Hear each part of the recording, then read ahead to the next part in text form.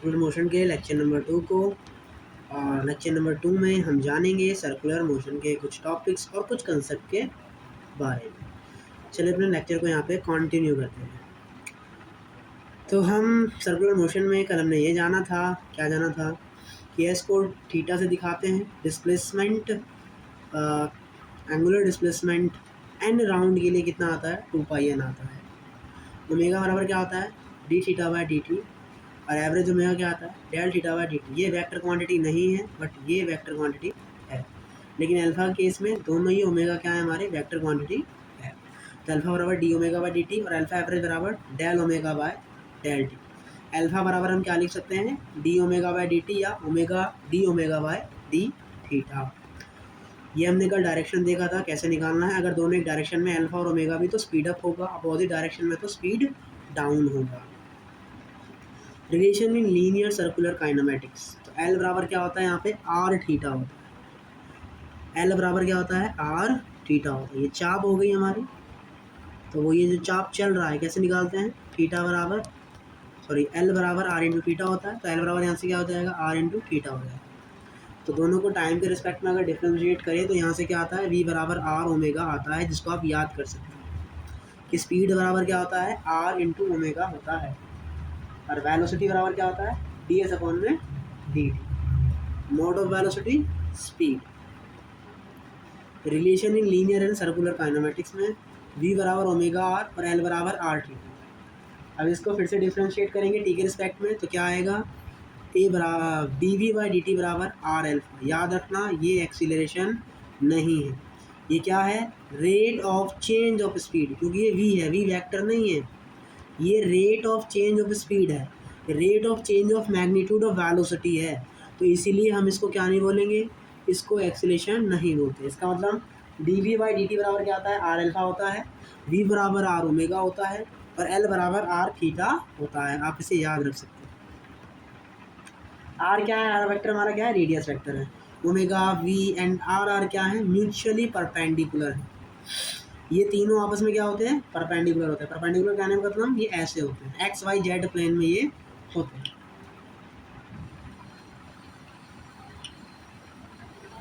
तो V dot omega बराबर क्या आया, 0 आया। वी डॉट ओमेगा बराबर 0 क्यों आएगा, क्योंकि दोनों दूसरे के क्या हैं, परपेंडिकुलर है। देखो डॉट हटाते तो क्या आता है, कॉस आता है, कॉस के साथ क्या आएगा, 90, मतलब 0 बन जाए, है ना। वी बराबर क्या होता है, ओमेगा इंटू आर होता है।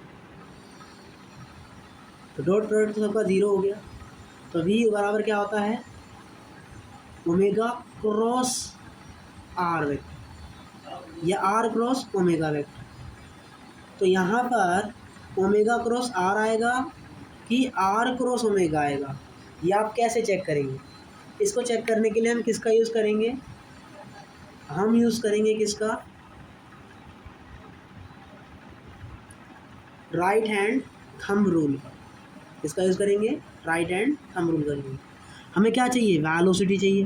वेलोसिटी किस डायरेक्शन में है, ऊपर की डायरेक्शन में है। वेलोसिटी कौन सी डायरेक्शन में है, ऊपर की डायरेक्शन में। इसका मतलब हमें वेलोसिटी ऊपर की डायरेक्शन में चाहिए। ये इसका सेंस किधर, ये इधर घूम रहा है, इसका मतलब ओमेगा किधर आएगा।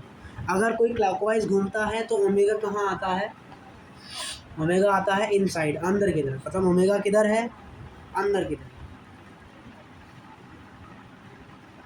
तो आपको अपनी उंगलियों को एक दूसरे के परपेंडिकुलर कर लेना है। आपको अपनी तीनों उंगलियों क्या कर लेना है, परपेंडिकुलर कर लेना है।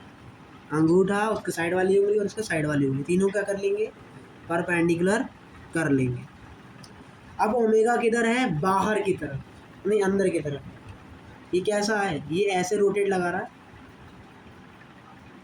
तो ये एंटी क्लॉकवाइज हुआ ना। क्लॉकवाइज तो ऐसे होता है, इसका मतलब डायरेक्शन किधर आएगी, बाहर आएगी। इसका मतलब आप ओमेगा किधर लेंगे, बाहर लेंगे। डायग्राम आपकी उंगली का ऐसे बनेगा, ये आपकी उंगली है, तीनों को मैंने परपेंडिकुलर कर दिया। तो जो ये वाली उंगली है ओमेगा, ये जो है इसको आप बाहर की तरफ रखेंगे, बाहर की तरफ रखा, या एक काम करो, राइट हैंड थंब रूल का यूज़ कर लो, सिंपल रहेगा। ओमेगा कहाँ चाहिए? बाहर चाहिए। तो उंगली कहाँ खुलनी चाहिए? ये अंगूठा है, ये उंगली कहाँ खुलनी चाहिए? बाहर की तरफ।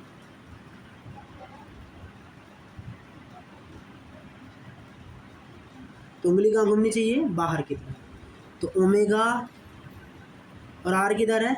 इस तरफ। हमें कैसे उंगली घुमानी है? ऐसे उंगली घुमानी है। इसका मतलब ओमेगा क्रॉस आर।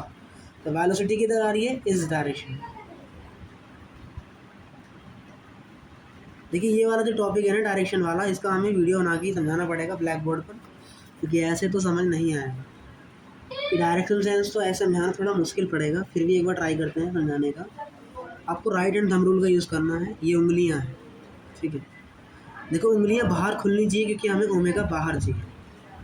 वेलोसिटी किधर है? ऊपर की तरफ। तो उंगली अंगूठा किधर आना चाहिए? ऊपर की तरफ आना चाहिए। तो इसका मतलब अगर मैं ऐसे घुमाता हूँ,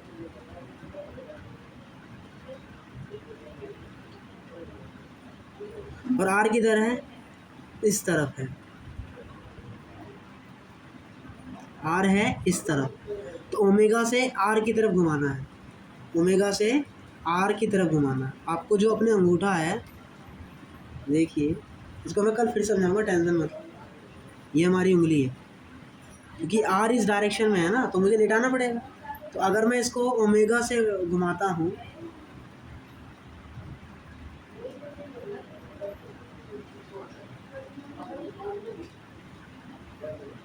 तो अगर मैं ऐसे घुमाता हूँ तो इसका मतलब मैं आर से ओमेगा की तरफ जा रहा हूँ। तो वेलोसिटी आ रही है इधर, क्योंकि पॉसिबल ही नहीं है।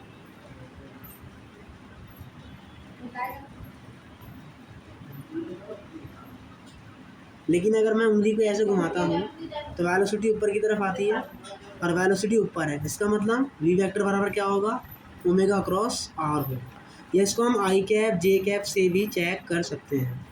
इसका वेलोसिटी किधर है? ऊपर की तरफ। इसका मतलब जे कैप ये इधर है, इसका मतलब आई कैप, और ये डॉट है मतलब बाहर है, इसका मतलब के कैप। ये मैं कल बताऊंगा, बाकी आप आई जे कैप से भी कर सकते हैं। तो आई जे का क्रॉस करोगे तो क्या आएगा? के आएगा। आई क्रॉस जे बराबर के। सॉरी हमें वेलोसिटी चाहिए, तो हमें आई कैप चाहिए। तो के क्रॉस जे करने पर आई आता है कि जे क्रॉस के करने पर आई आता है? कैसे चेक करेंगे? हमने क्या पढ़ाया है? हमें आप ये खाली लिख लेना है, आई जे के, आई जे के, आई जे के। इसका मतलब आई क्रॉस जे करेंगे तो के आएगा, के क्रॉस आई करेंगे तो जे आएगा, आई क्रॉस के करोगे तो माइनस जे आएगा। आगे जाओगे तो प्लस, पीछे जाओगे तो माइनस। मुझे क्या चाहिए? आई कैप चाहिए। तो कैसे मिलेगा आई कैप? आई कैप आ रहा है यहाँ, इसका मतलब मुझे जे क्रॉस के जाना है। तो जे कैप किसकी डायरेक्शन है? ओमेगा की। इसका मतलब पहले क्या आएगा? ओमेगा आएगा। फिर के कैप किसकी डायरेक्शन है? यहाँ मिस्टेक, हाँ मिस्टेक हुआ।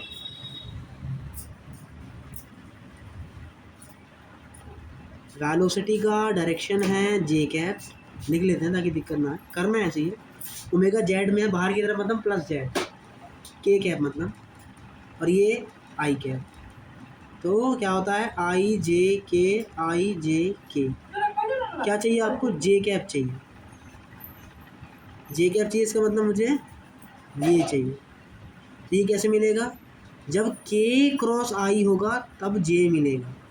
तो के की तरफ कौन है? ओमेगा। आई की तरफ कौन है? आर। इसका मतलब आप क्रॉस प्रोडक्ट क्या करोगे?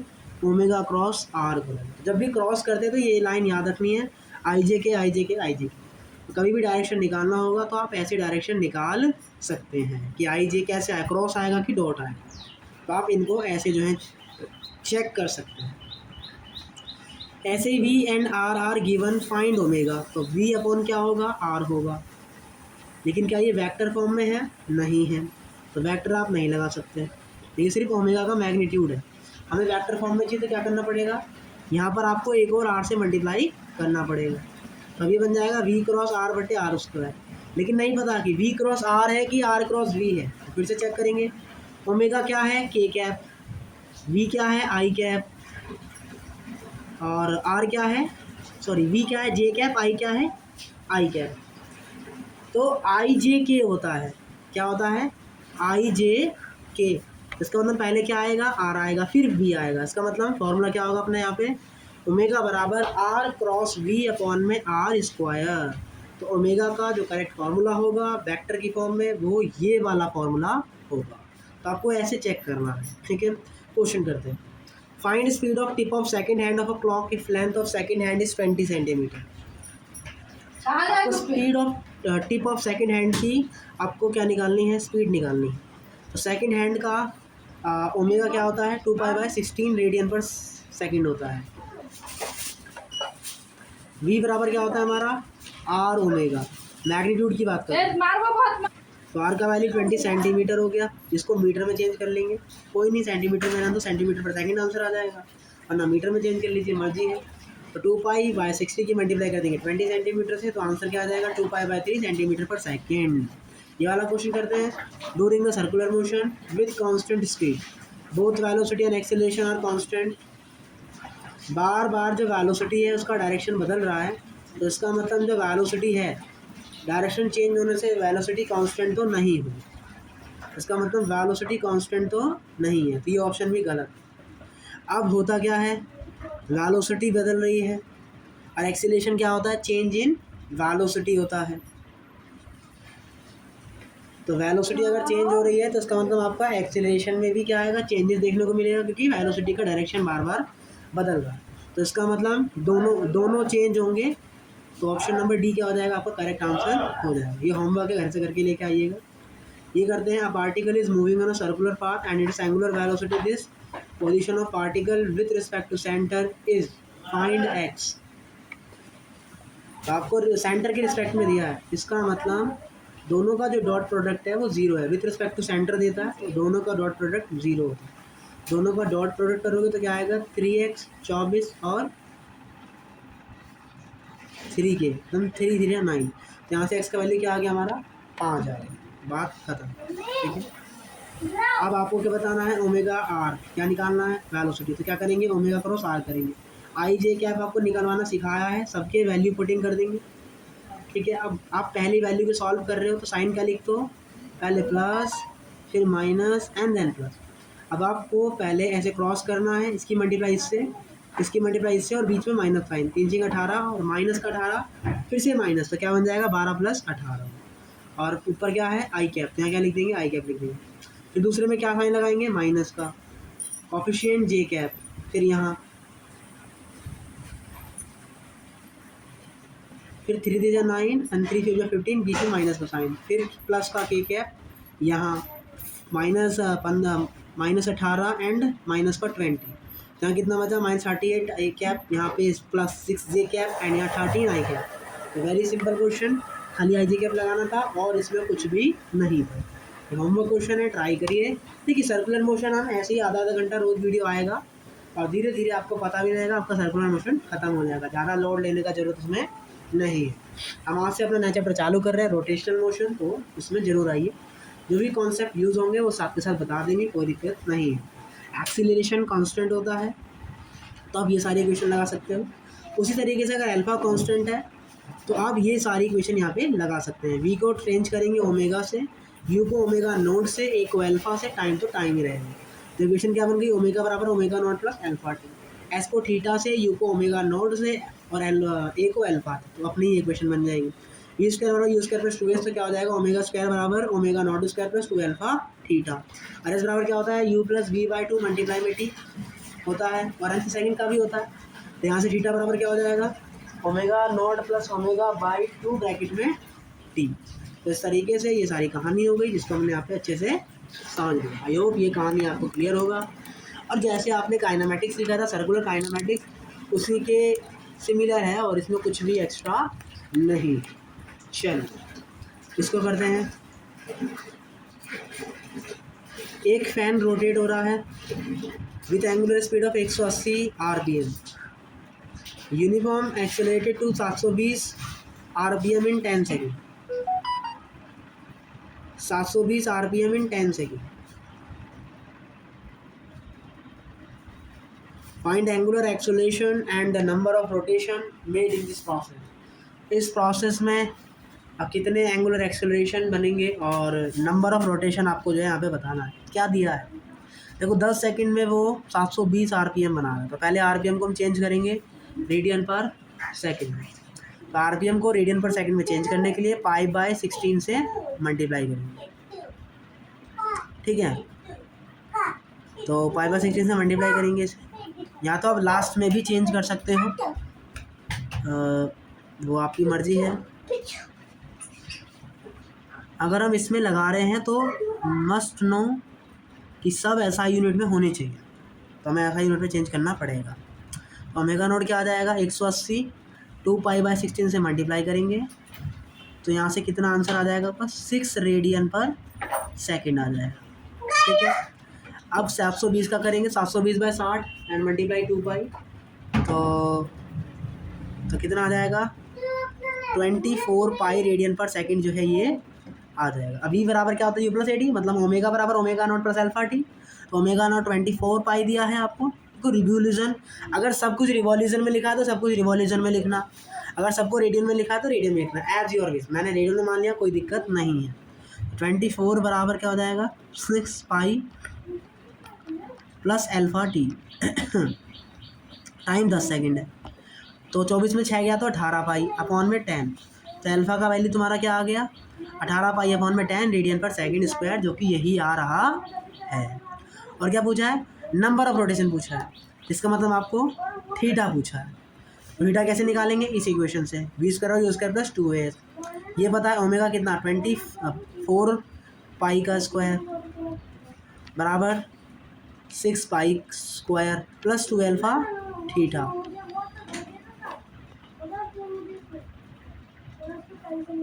इसको सॉल्व करेंगे तो यहाँ से अपना आंसर कितना आएगा 150 पाई रेडियन पर सेकंड अपना आंसर आ जाएगा। और देखो यहाँ पे हम रेडियन में लेते हैं तो फंस जाते हैं। क्यों फंस जाते हैं, क्योंकि यहाँ पाई को सॉल्व करना पड़ जाता है। लेकिन यहाँ पर क्या कहानी है, अगर आप रिवोल्यूशन में लेते हो तो यहाँ पर पाई का झंझट नहीं पड़ता। लेकिन याद रखना, अगर ये रिवोल्यूशन में है तो ये सब भी रिवोल्यूशन में ही होने चाहिए, और अगर एक रेडियन में तो सब कुछ रेडियन में करना पड़ेगा, ये ध्यान रखना। अब रिवोल्यूशन में आ गया, अगर आंसर रेडियन में बोला है तो लास्ट में 2 पाई से मल्टीप्लाई कर देना, आपका आंसर आ जाएगा। तो आप ऐसे क्वेश्चनों को कर सकते हो। देखो मैंने बोला रोटेशनल सर्कुलर मोशन की क्लास ऐसी आएगी 20 मिनट 22 मिनट आधा घंटा, रोज एक लेक्चर आएगा और जल्दी से ये चैप्टर भी फिनिश हो जाएगा। तो आज का लेक्चर इतना ही। आपको जो होमवर्क दिया है उन्हें ट्राई करें, और इस चैप्टर को अभी बहुत बेसिक्स से कराया है, 2 ही लेक्चर हुए हैं। और सर्कुलर मोशन सर्कुलर काइनेमेटिक्स की तरह है, तो उससे हल्के में ना लें। अभी जो कंसेप्ट आएंगे थोड़े से हार्ड होंगे आपके लिए। तो आपको क्या करना है, मोशन स्ट्रेट लाइन में से आपको सर्कुलर ट्रैक के जो क्वेश्चन आपको जो करवाए थे उसको एक बार रिवाइज करना है। तो हम अपनी क्लास को कल कंटिन्यू करेंगे। मिलते हैं कल, तब तक टाटा बाय बाय। और रोटेशनल मोशन चैप्टर को देखना ना भूलें। तब तक टाटा बाय बाय, जय हिंद।